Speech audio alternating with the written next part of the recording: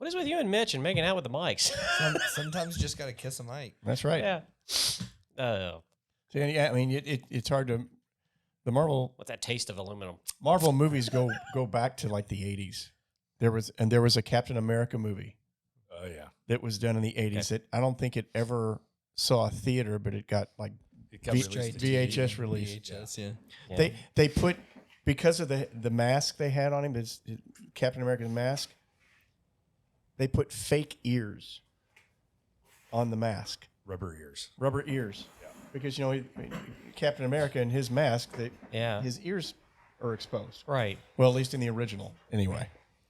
Well, I guess for some reason it didn't look right or something. The mask didn't work right if they left those holes. So they put rubber ears on the outside of the mask. Huh. Okay.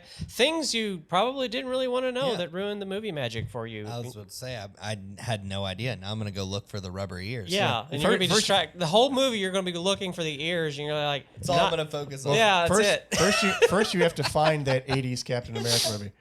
I can't. I think I caught a piece of it once, many moons ago, like on the USA Network on a Saturday afternoon. See, I saw it on TBS once, actually. Yeah, I think maybe that's when it was. I remember him riding in a Toyota, and he kind of looked at the guy that was driving, looked at the car because he just got out of the ice, and he was just thinking that, oh no, I'm riding with the enemy.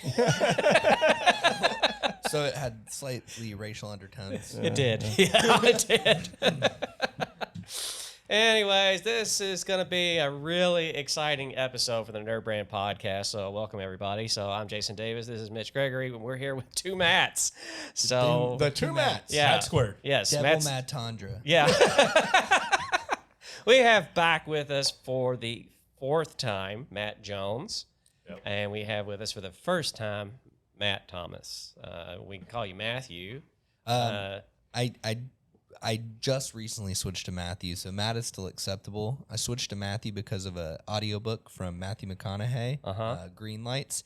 In there, his mom said he introduced himself as Matt at school, and his mom behind him said, I did not name you for something that people stepped on their way inside. I named you after a Bible verse. And in that moment, I was like, wow, I guess I'm going to be Matthew now. So Yeah.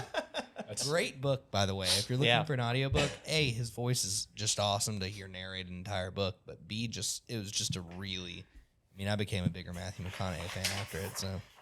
Yeah. He's like creative director for like, what was it? Wild Turkey. Wild Turkey. Yeah. Yeah. Yeah. And he might. I'm not sure if he's just a paid endorser or if he has any of the creative direction in Lincoln. I think he actually does own portion of creative direction in Lincoln because he determines how their commercials are going to look and feel. Yeah. Interesting. I just like the Jim Carrey SNL bit where he's like talking about rolling a booger because he's pretending to be. It's just hilarious. I forgot about that skit, the whole actually. scene, he's just doing this with his fingers. If you're a listener, you can't enjoy this as much, but there is a moment where he's just doing this. If you're on YouTube, you can totally watch me roll a booger or pretend to. I'm not really. That would be gross. Then anyways, yes, we're here. So we're going to do a couple of things.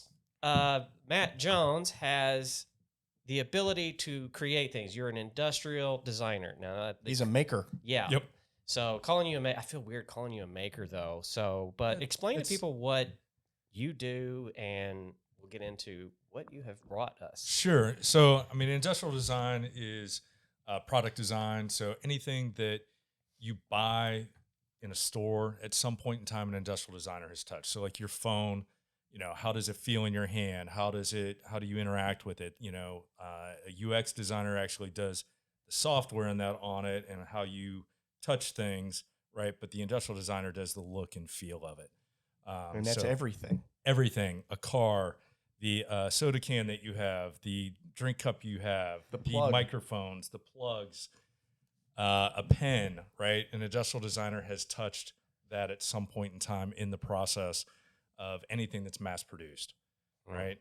And so it's all about how you interact with it, how you touch it, how you feel it, and make sure that you enjoy the experience, right? That's what it all comes down to. Yeah. So, and so that's my background. That's what I do. I help businesses that might have a new product that they want to launch, get them to tweak it so that it's better for their customer base, and then also working through with their engineering team for the production of that product.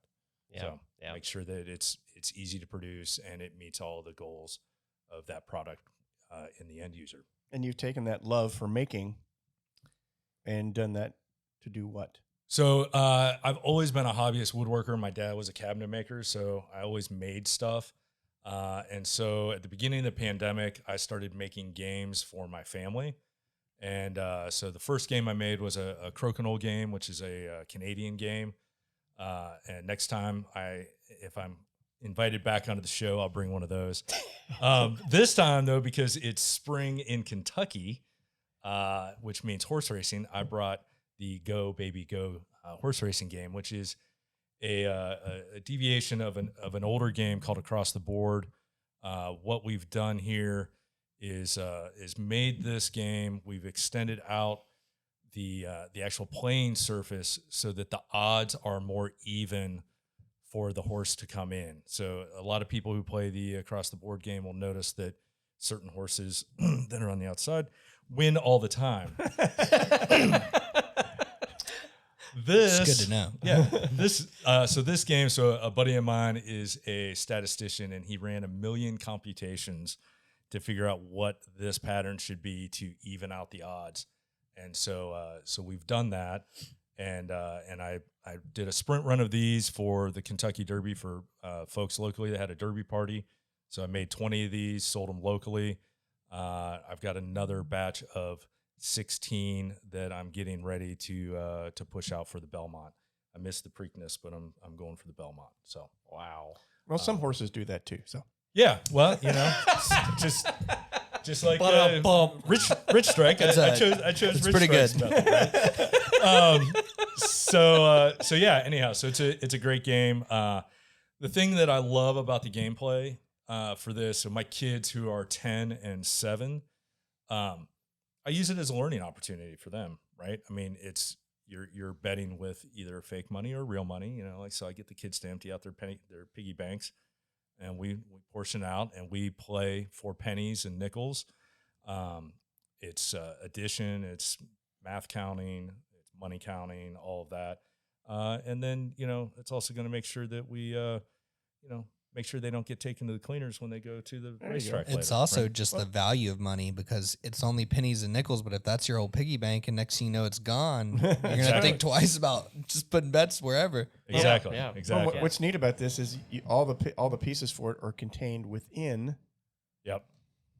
Yeah, see, we get that up for the. So it's fully self-contained. So it's a dice game that you roll the dice. Each of the playing cards represents a number on here and is 1/4 share of the pot. And then the golf tees are your playing tokens that you move up and down the board. So, but yeah, got instructions in here. So if anybody's interested, you can hit me up on Highland Timbers on Instagram. You can DM me there and say, hey, I want a board, and I can tell you more about it. There you go. So Very nice. go do that. Yeah. Absolutely. Yeah. And also we'll now move to the other Matt. Matthew. Matthew. Yeah. The Matthew. Sounds so British news. The Matthew. Yeah, we'll go to the Matthew. Tell us all about you, and who you are and where you work. That's the best English accent I got. Jeez, it was not good. No. That's the best you have. We need you to See not what do happens it when John's not here. So Matthew Thomas, and I'm with Action Coach Bluegrass, and so what I do is I work with business owners that are looking to take their business to the next level, to scale it up, and what does that really mean? And the fact is every business owner has their own unique background. They have something they're really good at, something they're passionate about. Otherwise, why would you do it? Entrepreneurship is awesome, but it is also not easy. And if it was, everyone would do it. But the fact is if you are going to take that step and become an entrepreneur and create something, we want to make it simpler and easier. It's just the fact of you don't know what you don't know. The problem is, more than often, you can figure it out, but how much money and time did you spend figuring it out? What we want to do and what we work on is making it cost less and go a lot faster. So the fact is every business, regardless of industry, is made up of 6 key pieces. It's made up of team, it's made up of marketing, it's made up of sales, finance, operations, systems, and services. We look within those different parts of the pie to find any inefficiencies and then work through that with the business owners or C-level executives that are looking to grow their company or their own department. And then we make that smoother. We make it seamless and get to a point to where if you're a business owner, you don't even have to go into work unless you really want to. It's a well-oiled machine. Can I get a piece of that? There you go. It's a dream. Yeah. But we want the whole focus of Action Coach as the company and the organization. Action Coach was founded 27 years ago in Sydney, Australia. It's now headquartered out of Las Vegas. We are a locally owned franchise here in Louisville. I've been around for 17 years. But what the whole focus of it when it was created so long ago was create a commercial, profitable enterprise that works without you. Fact is as an entrepreneur, your goal should be to work with other people's money. You want to create things with other people's money. You want to create something that just sits and doesn't ever have to involve you so that you can continue to expand your piece of the pie so that you can differentiate, put eggs in different baskets. And so that's what we work with business owners on a daily basis. Yeah, it's always nice to have ancillary revenue. Oh, yeah. Because when things get tough, you've got other channels with things coming in. So, yeah. Exactly. It's a lot easier to grow something when you have a bunch of different things pumping it up. Yeah, yeah. We have a couple of those. We don't talk about them, but as CEO, yes, we do. Yep. Do not worry. Yeah, because Jason is under control. Yeah, because people look at me and they go like, "Yeah, but why aren't you doing that?" Don't worry, it's okay. It's all right. We Yeah. got that taken care of. So the last episode, Mitch and I were on it alone, all alone. This is just my way of making John feel guilty if he listens. All by ourselves, John. All by ourselves. Okay. We could harmonize. Yeah, we could. You and I were at an event last night, and actually I ran into somebody that knows a guy that does jingles, and so we'll get to that in a minute because that's a funny story. That sounds like fun. I do want to hear about the jingles. Yeah. But I want to dive into Matt Jones, who has brought some notes and some very interesting things about some brands because we talked about debranding and how people like where these changes have come and what they were. You found some really interesting stuff. Yeah. So I got the notes for that podcast, but I got the time for this podcast. So here I am. It all works. Yeah. So, through my extensive research on the topic and just kind of thinking about some of the stuff, a few of the ones that I came up with were Google. Does anybody know what Google started out as? Well, I read your notes. You read my note. So but I would not be fair for me to say, but so yeah. Google started as a search engine called Backrub in 1996. Mm-hmm. Yeah, let I that one. didn't know that. Yeah, you want to repeat that one for the audio listeners in case they missed? Backrub. I want to know what was happening in the room when a bunch of developers said, "I got it, guys." Backrub. We're going with Backrub. Yeah, I don't know. That was kind of an interesting one. A couple of the other ones that I thought were interesting. eBay started out as Auction Web in That one I can get. 95 and switched over to eBay in 97. IBM, which has gone through a couple of name changes, but it was Computing, Tabulating, Recording Corporation. Wow. So okay. just a little bit of a mouthful. Yeah. So, Very literal, too. right. So they got straight to the point with That's that right. one. Yeah. We do these things, incorporated. Right. So that was 1911. It switched to IBM in 24, and then in like 51 fully adopted the IBM status. So, but a couple of the other ones, Subway. Or as I like to call it, Subway. But go ahead. Subway started out as Pete's Super Submarines. What? Wait, Subway was Pete's Super Submarines? Pete's Super Submarines in 1965. I believe it was up in Connecticut. Salmon Shop. Wow. So that was just kind of interesting. And then one of the ones we were talking about earlier was DC, right? DC Comics. Yeah. So DC, they started out as Well, you said it. Well, I know at some point it was National Periodical, right? And then it was also National Allied Publications. Yeah, that went to National Periodical, and then there was a Superman DC, and then Detective Comics, and then just finally DC. Right. Right. So why do you think they dropped Detective Comics? That sounds pretty awesome. Well, Detective Comics was one book. Oh, gotcha. That National Periodical or the original publishing company printed. They adopted the D and the C from Detective Comics as a brand name because Detective Comics was so well known, and they could build a brand around it. I'd have to go back and look at the history some more, but that's the seed of where that came from. Yeah, Marvel used to call them the distinguished competition down the street. The distinguished competition. Because they were literally down the street from one another. Yeah. And I didn't know that either. Yeah. So Hmm. yeah, that's fascinating. Do we want to talk about the Nintendo?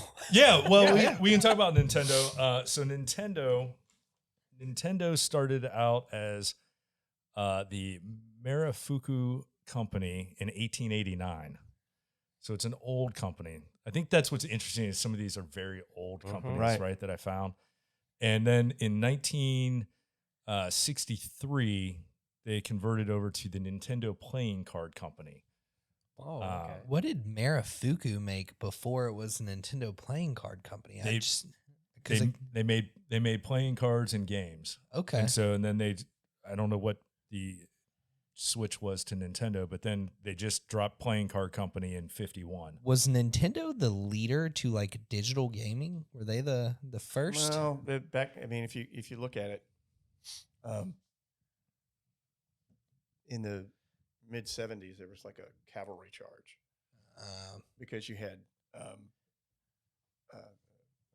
Sega probably. I mean, everybody from Sega. Sega, but you had American companies that were making Atari, for example. I remember that. I had one of those. ColecoVision. Yeah. Mattel, Activision, which became a game production. Activision company. was way later on though, right? Well, Activision started They were a as console early. Oh wow, I did not know that at all. Activision started as Mattel's that was their game, their electronic gaming banner was Activision, and it was a console of its own. But as things have evolved, Activision became a publisher, basically a game publishing company. But yeah, I mean, the early era video gaming was very, very crowded. Seems like Japanese companies, which I forget what it was called. Was it Famicom? Is that what the original machine was called? Anyway, yeah, but it was like a cavalry charge, and just over time, technology and quality started weeding out the competition, so that you basically ended up with where we are today, with basically Sony, Nintendo, and Microsoft. Yeah, Xbox. Because Bungie got bought out by Microsoft, right? They were like the last standing. When they were a game publisher. Yeah, that makes sense. Yeah, So- we have a future episode coming up. We did it as a series in 2020 of the most valuable brands of 2020, and we counted down to the 5. And I looked at of 2020 and 2021. The reason the 2 years are together is because I feel like we've been on repeat since 2020. So there's a new player on the list, but I was looking at that, and basically all the ones are pretty much going strong. I mean, Microsoft is a very strong company. I mean, what's interesting is, a couple things in regard to gaming, and the Japanese companies. Most of the large, successful Japanese companies have very long legacies. They've been around for 100 years. Yep. The parent company for Sony's been around forever. You think of Panasonic, in electronics, they've been around for 100 years. And a lot of these companies are very diverse, like Yamaha. Mm-hmm. They make musical instruments. They make boat engines. They make motorcycles. I think they even make heavy equipment.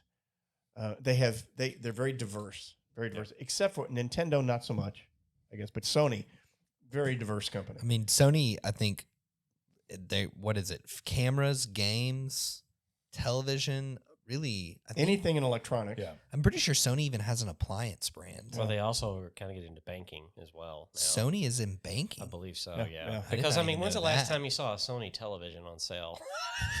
Actually, the Walmart over off on Bardstown has a Sony television in their department. It's like leftover from It was- 1999. It was just Well, Sony was when flat screens rose to prominence. Sony was like one of the benchmark brands Oh, yeah. for flat screen televisions. Do they? I'm guessing, and I don't know how to find out after the podcast. I think they still do, but they're probably pretty high end, and you're not going to find them in Walmart. who Yeah. owns Roku? Because they're kind of like the premier flat screen now. It seems everybody wants a Roku. They branded early on. Roku branded with other makers to install their software in their TVs. But like what you just said, now they are going to branch out. They are going to start making their own televisions now. Are they? Yes, Yeah, I don't want one. I don't know. So I love. I'm pretty sure they already have a product out because I have a friend that Really? he just got a Roku TV, and it's everything you need. You don't even really need any kind of like gaming platform anymore. You can game on a Roku TV kind of. It's really interesting. So and that's where it's all headed. I mean, video gaming. I mean, you've got, we mentioned the three big players in video games: Sony, Nintendo, and Microsoft. But then you've got Stadia, which is a web-based gaming platform where you don't buy the game, you don't buy discs or software. It's streamed basically. Right. So it's there's other players too. There's Stadia, and Amazon is in a test phase for their gaming, I think, still. And then there's another. I think Google has Meta. Then you've got Apple Arcade. Yeah, Mhm. right. you know, Yeah. So Our guy in the booth has brought up on our screen here for us to see Roku TV and Yeah. some of the stuff that's now associated with it. And these No, that's smart it. screens, there's the television. Yeah, actually, they show the brands where you can get the Roku system Yeah. built into the TV. But like I said, I read not too long ago, Target. Roku is going to start building their own branded televisions. Yeah. Because right now they're kind of TCL. co-branded. Yeah. It says TCL. TCL Roku TV 32-inch. Yep, and then you got Elements. Yeah, they're still doing the co-branded. Which Element, I guess, is that's Walmart's kind of one of their in-house brands. It's funny you said Walmart's. Yeah, Well, you're from Kentucky. The Walmarts. I said, We'll go to the I said, Walmarts. well, I Did said, I hear him say Subways earlier too? I said Walmart's as in possessive, as in it is Oh, Walmart's. Okay. It is okay. Walmart's house brand. All right, yeah, and I might slip out a Winder or Wash. Yeah. Torlet. Toilet. Anyway, so that was a rabbit hole, which is fine. It was a fun rabbit. Yeah. Yeah. So I want to do a new segment here to get into what I said earlier about finding somebody that does a jingle. I want to see if they're interested in maybe doing this one, but not. I was thinking about on the way over. This is the stuff I think about when I'm driving in my car.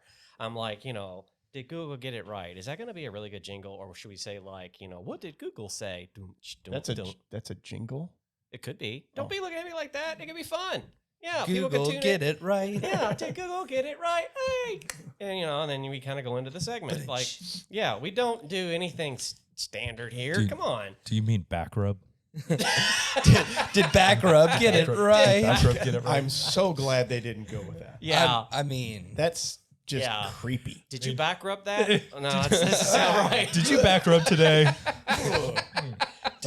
did you back rub today? Anyways, we asked a couple questions to Google. Back rub it. We're gonna see. Guys, this is not a rated R podcast. Yeah. Anyway, what is business consulting? So you can look at the notes, Matthew, and tell us, or you can just blah, because what's in the notes is actually the answer from Google. Real quick, the notes, business consultant professional provides expert advice in a particular area.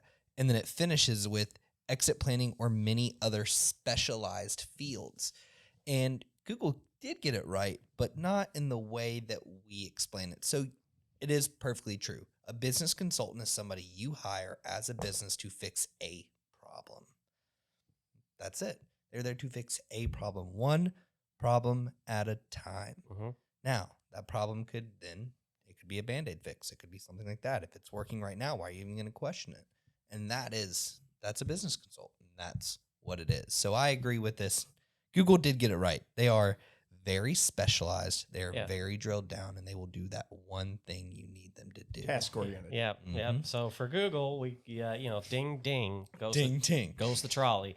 That's an old reference there. Yes, I do know of that. I'm not that old, but I do know that because you guys are looking at me. Just Matt Jones, like you look at me like, yeah, I know what that is. All right, what is business coaching? So, in its answer for business coaching, I do also kind of like it. Business coaching is a collaborative relationship between a business owner or CEO and their professional coach aimed at strategically developing a successful business. Now, when we talk about coaching versus consulting, it all goes back to the old moniker, you catch a man a fish, you feed him for a night. You teach a man to fish, you feed him for life. Yeah. And that's a lot of how it looks at it. Whereas a consultant is hired on to fix one problem, a coach is hired on to look at the bigger picture. How does that one problem then affect the next step? Okay, once we fix this problem, where do we go next? What is the butterfly effect that's going to happen from it? Because the fact is a business is such a big component, it's such a big thing that if you're looking at one piece here and there, there's always going to be things that trickle down. And so a business coach is designed to look at, okay, do we even need to fix that right now? Or what about these three things?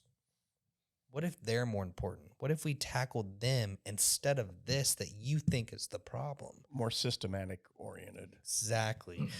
Fact is as you're going through the process and as you are growing a business, things are going to constantly change. We always call it the ladder of success.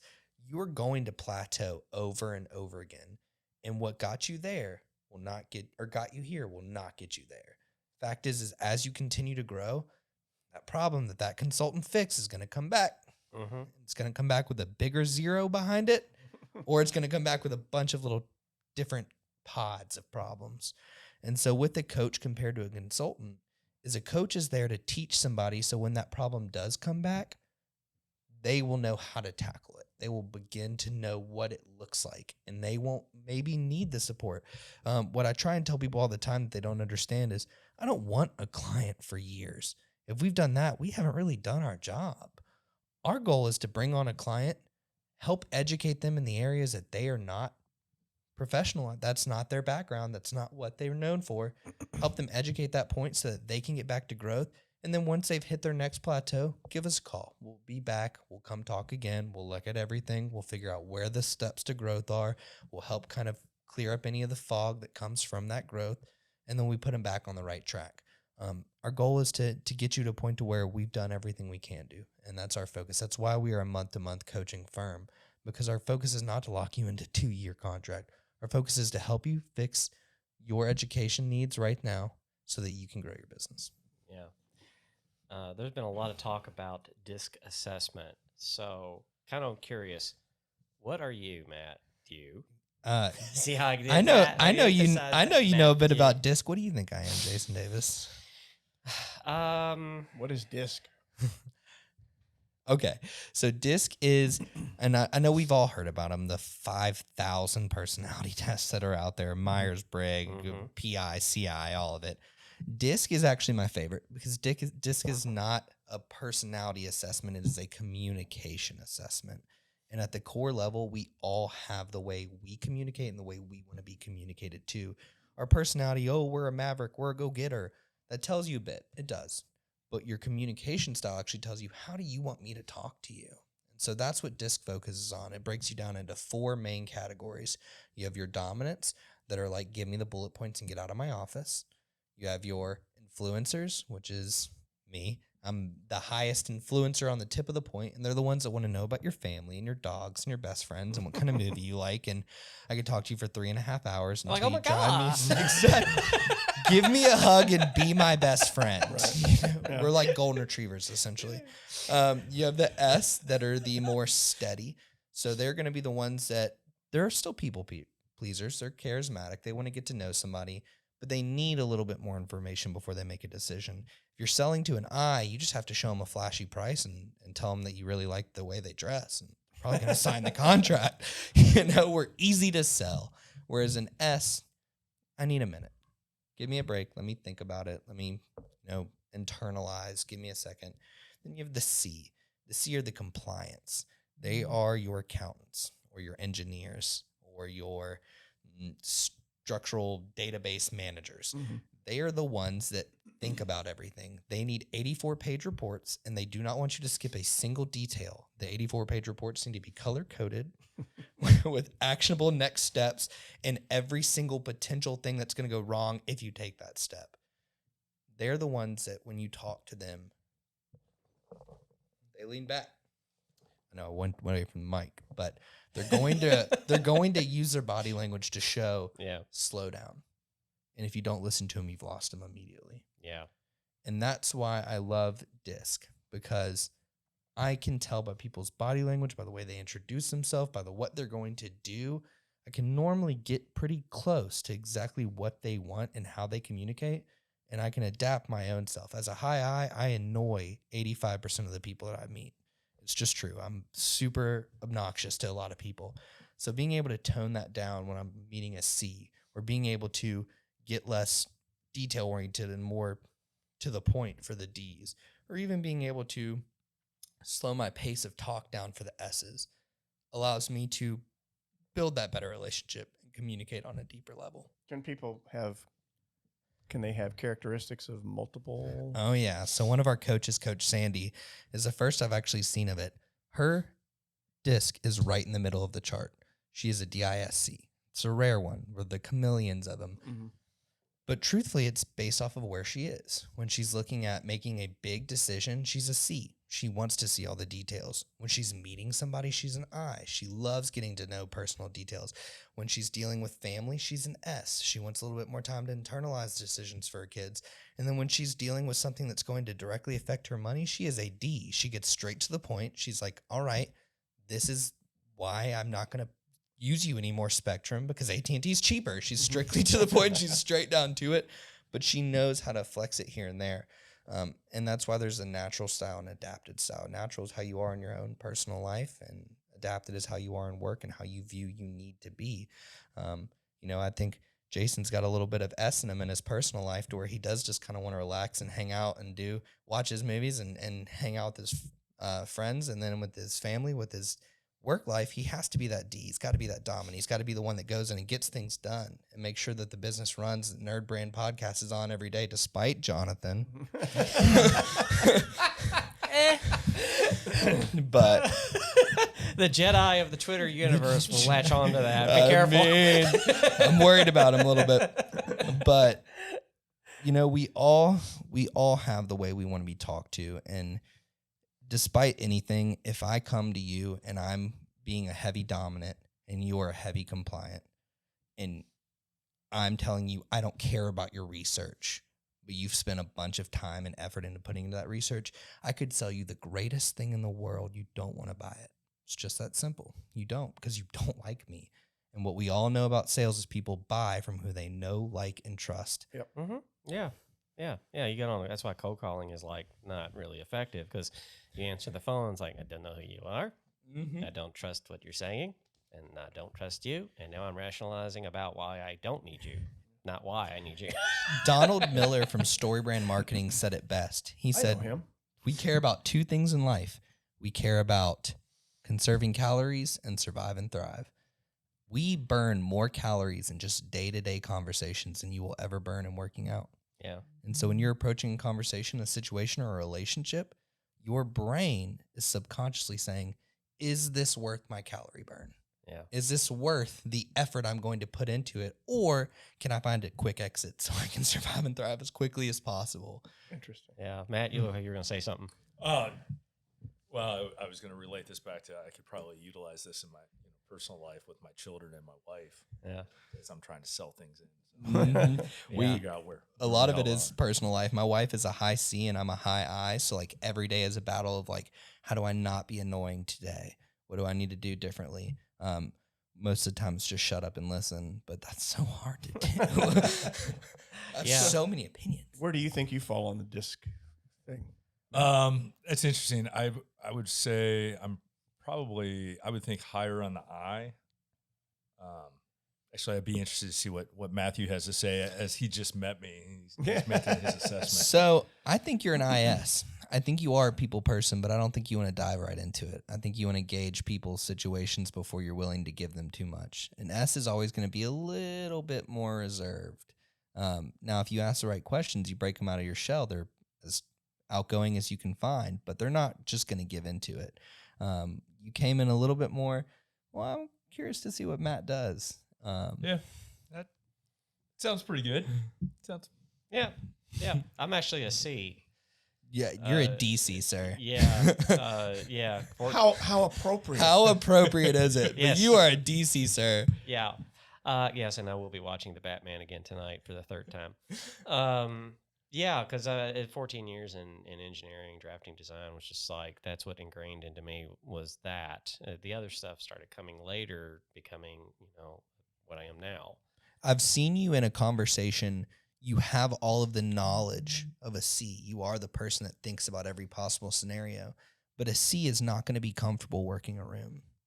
And I've seen you be able to do that. And a C, they're going to be in the corner. They want to analyze every single person and the way they're talking before they ever make their move. Whereas you go up, you shake their hand. That's a little bit of I as well, but that's mostly D because you're shaking their hand with a purpose. I want to get to know you. I want to meet you. I want to tell you who I am because you love having conversations like this. And you couldn't do that as a C without having that dominant in there as well to be able to. Yeah, you're always second guessing yourself, like, why would I need to do this? Or why should I? Why should I get to meet you? What do you have to offer to me? What's it about? Like, I'm the guy that goes in the room at a networking event full of 3 chambers and just goes like, "What's up? Hey, how you doing? Did you see Batman?" Jason Davis. People. That's why we've talked about our previous podcast episodes about business networking. I always think about like, am I going to go in here and make a friend? And I don't really try to make a sale, and so I always trick my mind into getting out of that.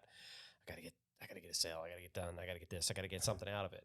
But that's actually not a bad thing to do. Now, you have to ask for a date before you ask for marriage. So don't go in there looking for a sale. But I always tell people, especially C's and S's that are a little bit more reserved, I say go in there with one thing that you want to accomplish. If that's 3 new business cards of people that you are genuinely interested in talking to, that is a really successful networking event. For the high I's, go in there and don't control the room. Go in there and have meaningful conversations instead of just surface level stuff. Actually talk to somebody, learn a little bit about them. As a D, calm down, relax. It's okay. You don't have to be mean to everybody. Just go in and talk to them. They're all right. They're not here to hurt you. And D's are probably the wrong people to be at a networking event. They can be. They're actually better than C's because a D can actually go in there and they'll know how to actually have the interactions. The problem is they're going to not care that there's 2 people already having a deep conversation. They're going to just put their way right into it. What I have to say is important as well. And so when I've talked to D's, I'm like, you're right. It is.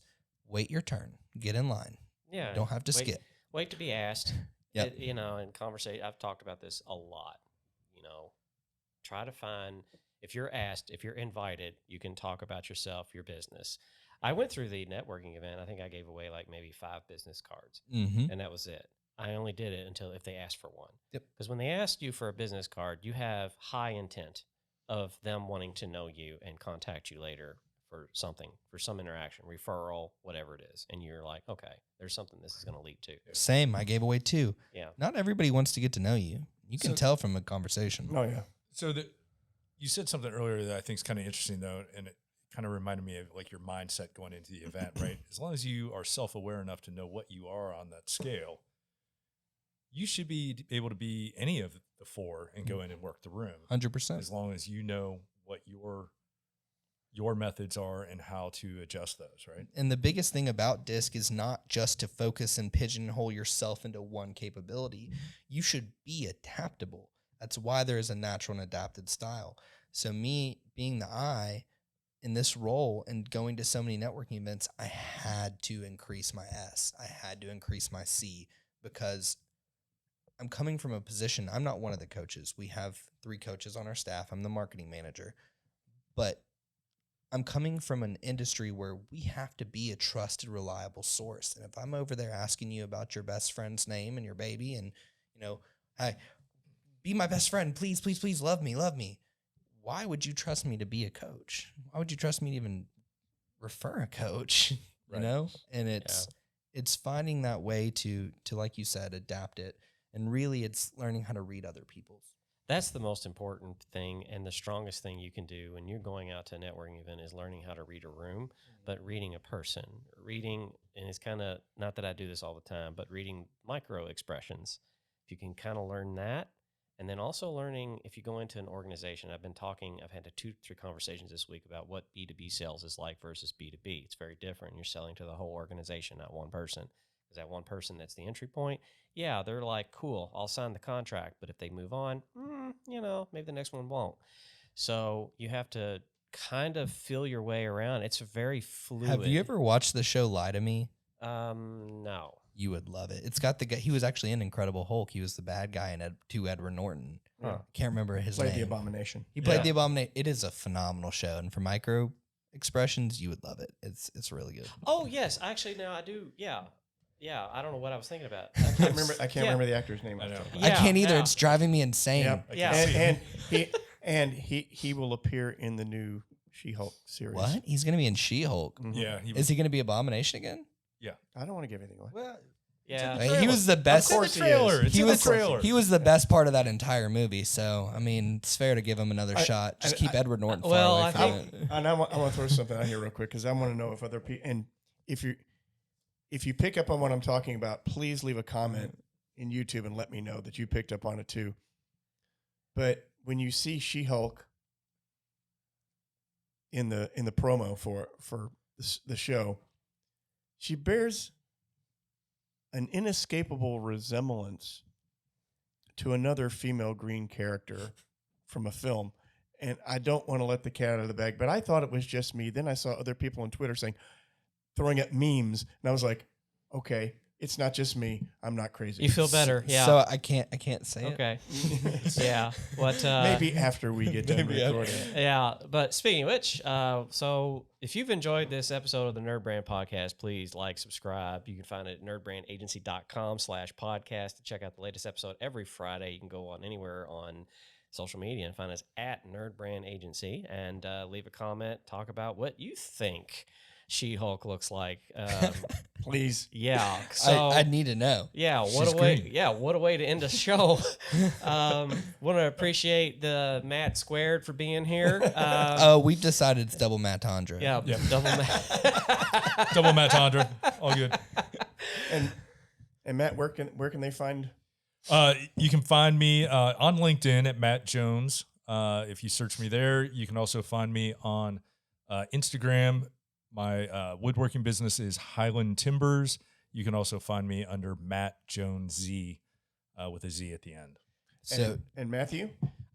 so Matthew Thomas, Action Coach Bluegrass. You can find us on Facebook at Action Coach Bluegrass Business and Executive Coaching, as well as LinkedIn. And then my personal LinkedIn is just Matthew Thomas. You'll see my not so beautiful curly headed face there. Yep. Okay. That's what you. Don't be It's so the hard. curls, man. No, Some people like the curls. some people do. Anyways, thanks for tuning in, and we'll see you next week. And remember, keep your nerd brand strong. Did you just like pew pew pew? He did.